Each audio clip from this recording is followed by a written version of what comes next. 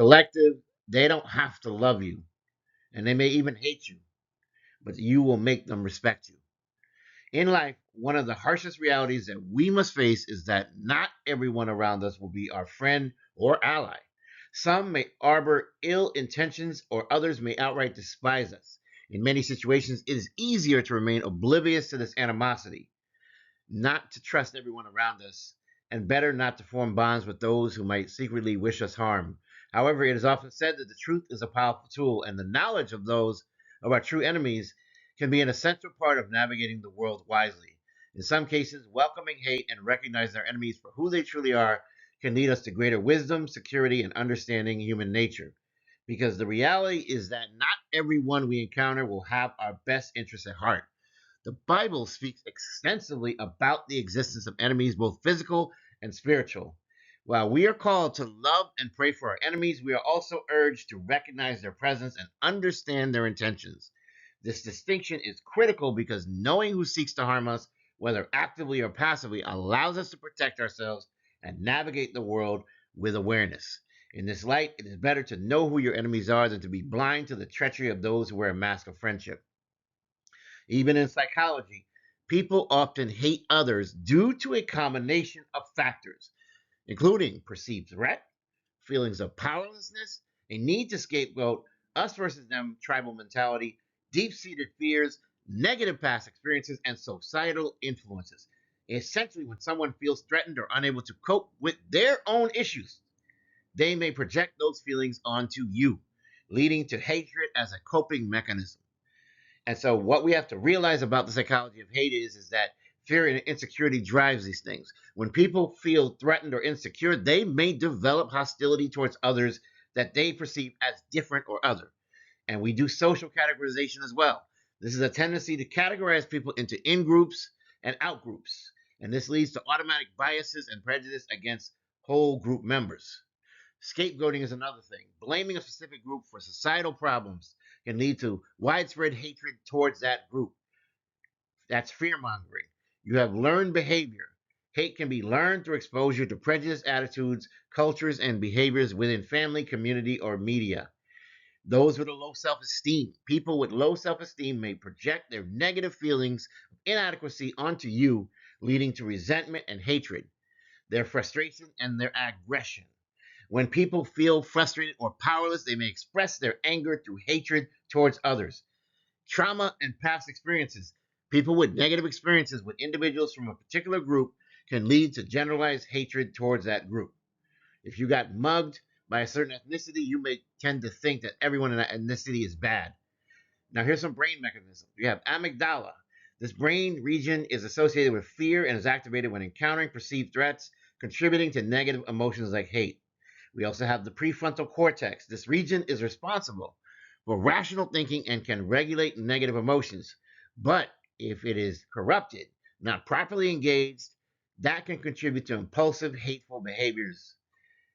Moreover, feeling hatred towards others will rob you of enjoyable life experiences. Let them hate, but you don't hate. Not only does hatred require a great deal of cognitive and emotional energy, it inhibits you from connecting with others in a way that enriches your life. Don't keep the bitterness inside of you. A person who hates all people, regardless of creed, race, affiliation, social status, or religion, is sometimes called a misanthrope. While it is not a mental disorder, misanthropy can sometimes be a sign of mental health conditions such as anxiety, depression, antisocial personality disorder, and so forth. Also, suppose one experiences the feeling of hate coupled with the sympathetic nervous system's fight or flight response.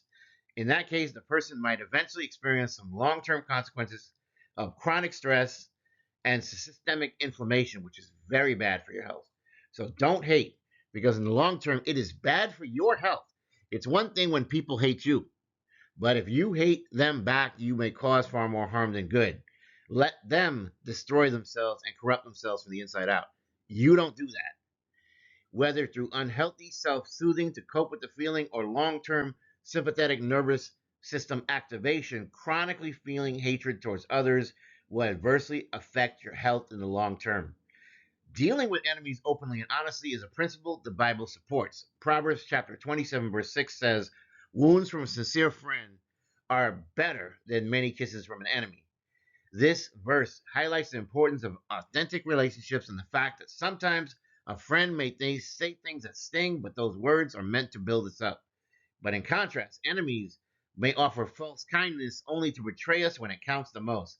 Thus, the idea of welcoming hate doesn't mean embracing hostility, but acknowledging the truth about the nature of people and relationships and being wise about who we allow in our inner circle, who we trust. Moreover, there is a deeper wisdom in recognizing our enemies because it provides clarity. When you know who is against you, you can take appropriate actions. Matthew chapter 10, verse 16 reminds us, look, I am sending you out as sheep among wolves. So be as shrewd as snakes and as harmless as doves. This verse calls for discernment and wisdom in dealing with people who might seek to harm us, and it urges us to recognize that not everyone is our friend.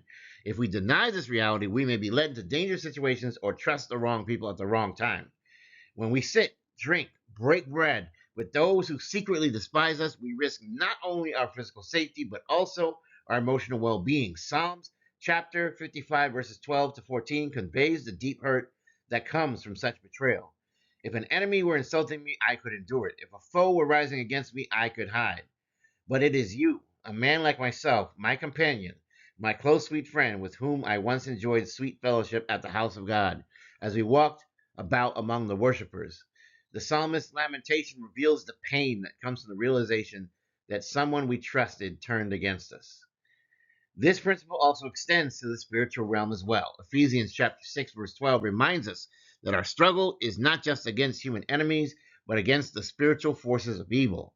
For we are not fighting against flesh and blood enemies, but against evil rulers and authorities of the unseen world, against mighty powers in the dark world, and against evil spirits in the heavenly places. Recognizing the spiritual nature of some of our challenges helps us to prepare for battle, not just in the physical realm, but also through prayer, discernment, and spiritual armor.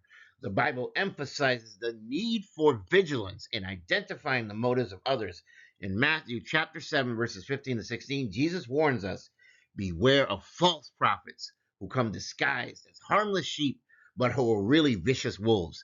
You can identify them by their fruit, that is, by the way they act. This advice can be applied to recognizing the true nature of individuals around us.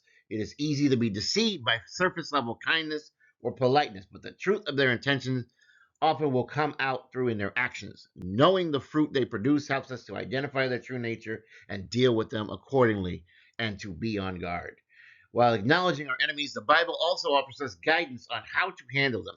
Proverbs chapter 25, verses 21 to 22 teaches if your enemies are hungry, give them food to drink. If they are thirsty, give them water to drink. But you will heap burning coals of shame on their heads, and the Lord will reward you.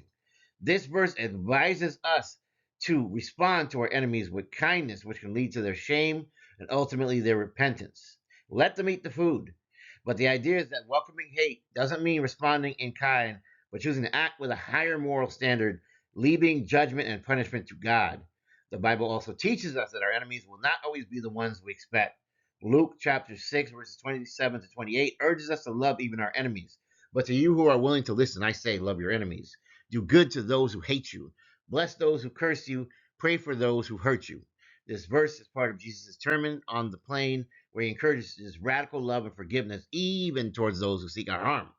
By recognizing the existence of enemies, we are better equipped to apply this love in a way that transforms us rather than letting bitterness take root in our hearts.